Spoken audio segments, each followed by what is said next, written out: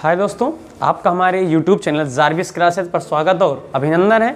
आज आपको हम हमारी फिजिक्स में एक मोस्ट इंपॉर्टेंट डेरिवेशन है जो आपके बोर्ड एग्जाम 2024 में पूछ सकता है, जिसकी संभावना है। तो प्रश्न क्या है, हेडिंग के रूप में लिखे हैं उसको, समांतर प्लेट संधारित्र की धारिता का व्यंजक। प्रश्न क्या आएगा पेपर में? प्रश्न आएगा कि समांतर प्लेट संधारित्र की धारिता का व्यंजक प्राप्त कीजिए। तो चलिए देर न करते इसको स्टार्ट करते हैं। तो पहले थोड़ा बहुत जानते हैं कि समांतर प्लेट संधारित्र होता क्या है। क्या भाई वगैरह बात? संधारित्र, संधारित्र किसे कहते हैं?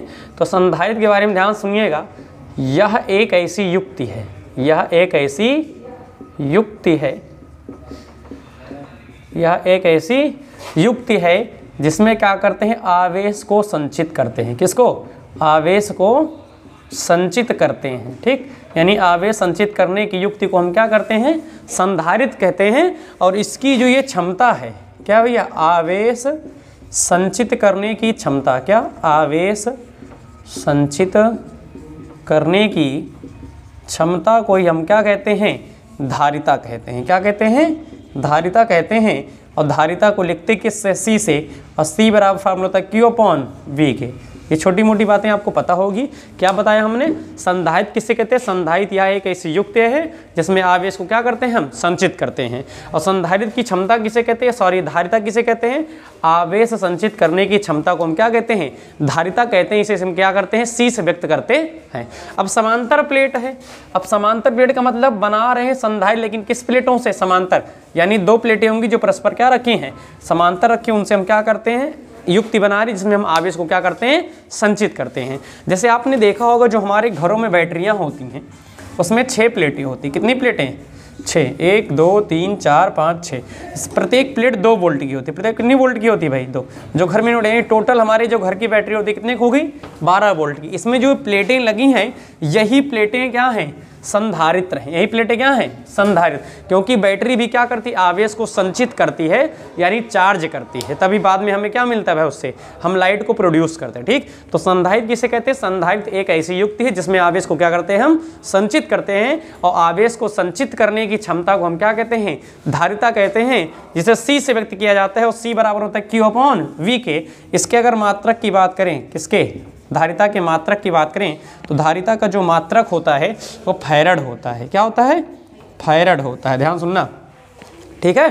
फैरड को लिखते किससे हैं? F से। किससे लिखते हैं भाई?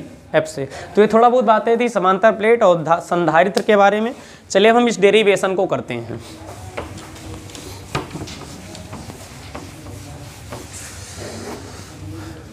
तो देखिए कहे क्या रहा है, समांतर प्लेट संधारित्र की धारिता का व्यंजक प्राप्त करना है। ध्यान सुनिएगा। देखिए हमारे पास 2 प्लेटें हैं।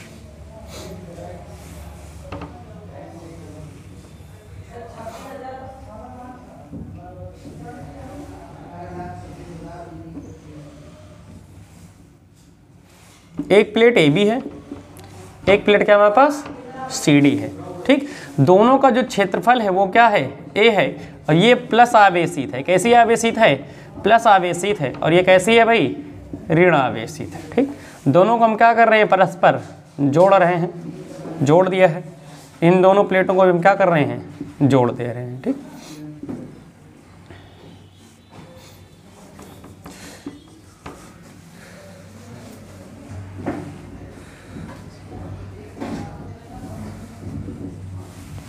भाई देखिए हमने इस प्लेट, एक प्लेट को हमने क्या किया? एक टर्मिनल से जोड़ दिया। दूसरी प्लेट को क्या किया? अर्थ से, पृथ्वी से जोड़ दिया। क्यों जोड़े हैं? ध्यान सुनिएगा।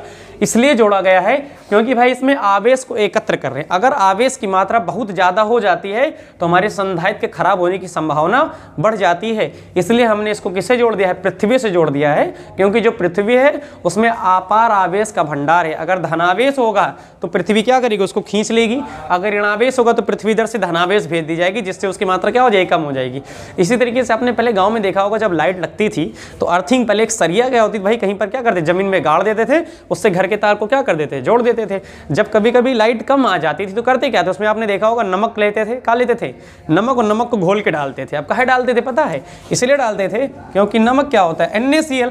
और जैसे जल से ये मिलता है, जैसे जल के साथ मिलता है ये बन जाता है Na+ और Cl-। तो वहां पर आवेश मिलता था जिससे घर में लाइट क्या होती थी? आसानी से चली जाती थी। उसे अर्थिंग कहते थे। अर्थिंग। अर्थिंग, अर्थ में आईएनजी लगा के क्या बना है, अर्थिंग, यानी पृथ्वी से क्या करना भाई, जोड़ना। इसीलिए हमने इसको यहाँ पृथ्वी से क्या किया है, जोड़ा है, क्योंकि यदि आवेश की मात्रा बहुत ज़्यादा हो रही, पृथ्वी उसको अपने आप क्या करेगी, एब्जॉर्व करेगी, और उसमें हमारे संधारित्र क्या खराब नहीं होगा। ठीक, तो यही हमने क्या किया है कि हमारे पास दो प्लेटें थी AB और CD, जिनका क्षेत्रफल क्या है, समान, जिनका पृष्ठीय आवेश घनत्व सिग्मा है। पृष्ठीय आवेश घनत्व क्या है, सिग्मा।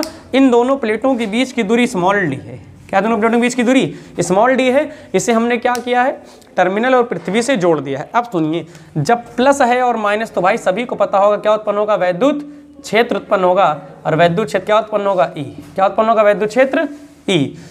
तो चलिए देर न करते हुए इसमें हम एक परावैद्युतांक के मान लेते हैं। क्या मान लेते हैं, परावैद्युतांक के। तो चलिए भाई, लिखना आप जानते हैं, माना कैसे लिखेंगे, सभी को पता है ना, नहीं आता है तो सीख लीजिए कैसे लिखना है। कि चित्रानुसार माना AB और CD दो समांतर प्लेट हैं, जिनका पृष्ठीय आवेश घनत्व सिग्मा तथा क्षेत्रफल A है, जिनके बीच की दूरी स्मॉल d है। तब इनके मध्य उत्पन्न होने वाला वैद्युत क्षेत्र क्या भैया है, इसकी वैद्युत क्षेत्र की तीव्रता। तो हम क्या कह रहे हैं, आपको ध्यान देने की जरूरत है कि उत्पन्न वैद्युत क्षेत्र, तो वैद्युत क्षेत्र जो उत्पन्न होगा वो E बराबर, आप इस डेरिवेशन को किए होंगे, सिग्मा अपॉन एप्सिलॉन नॉट। अगर परावैद्युतांक K है तब यही नीचे क्या हो जाएगा इसका K, यानी E बराबर क्या हो जाएगा, sigma upon K epsilon not. और सिग्मा होता है पृष्ठीय आवेश घनत्व, और सिग्मा बराबर आप सभी लोग जानते हैं Q अपॉन A। तो ये वैल्यू पुट कर देंगे तो E बराबर क्या आ जाएगा, Q upon A K epsilon not.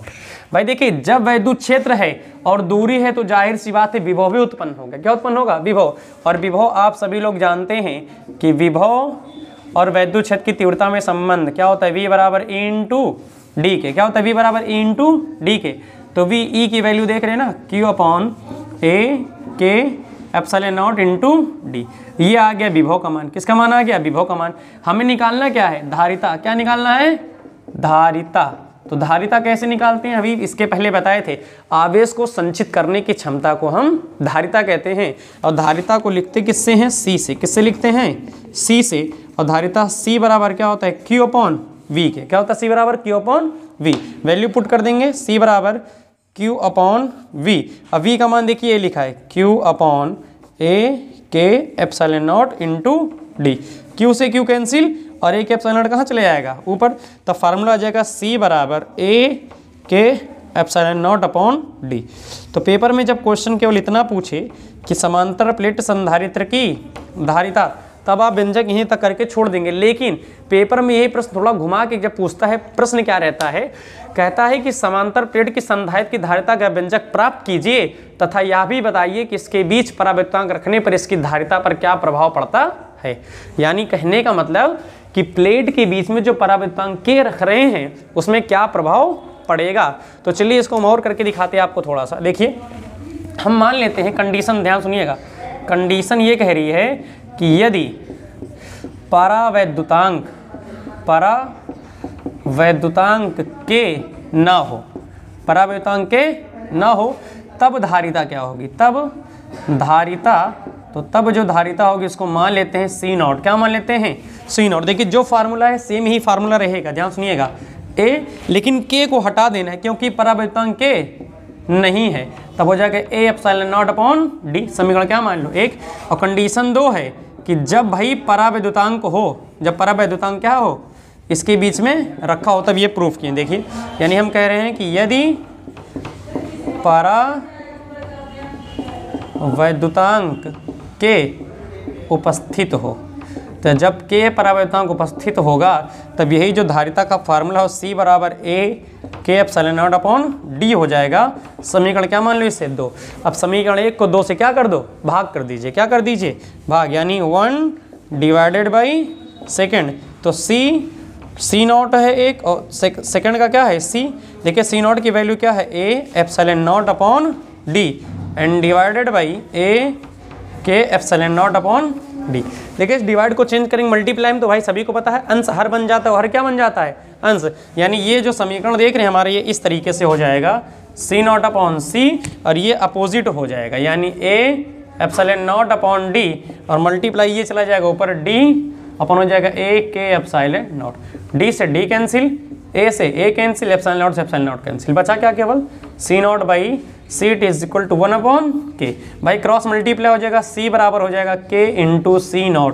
देखिए यहाँ से रिजल्ट क्या मिला, रिजल्ट ये मिला कि देखिए जब परावैद्युतांक नहीं था तो धारिता C0 थी, और जब परावैद्युतांक K था तो धारिता C हो गई। यानी यहाँ से रिजल्ट मिला कि जब समांतर प्लेट संधारित्र के मध्य परावैद्युतांक K रखते हैं तब उसकी नई धारिता पुरानी धारिता का K गुना बढ़ जाती है। समझे कि नहीं? यानी कहने का मतलब कि यदि भाई ध्यान सुनना, यदि इसके बीच परावैद्युतांक नहीं है तब धारिता मान लो अगर 4 माइक्रोफैरड दी हो, कितना दी हो? 4 माइक्रोफैरड, और कह रहा है जब इसके बीच 4 परावैद्युतांक कोई पदार्थ रख दें तब इसकी धारिता क्या होगी। तो जब C2 निकालना है तो C2 क्या कहता है? K into C1। क्या कहता है भाई? C2 बराबर K इंटू C1 यहाँ से। तब देखिए यहाँ से C2 4 मल्टीप्लाई 4, तो 4 4 जा 16 माइक्रोफैरड, यानी कितने गुना? K गुना हो जाते। कितने गुना? K गुना। तब ये प्रश्न जब पेपर में आएगा तो भाई आपको ऐसे करना है, ठीक। तो चलिए, अगर आपको हमारी यह वीडियो अच्छी लगी है तो चैनल को सब्सक्राइब करें और वीडियो को लाइक करें। धन्यवाद।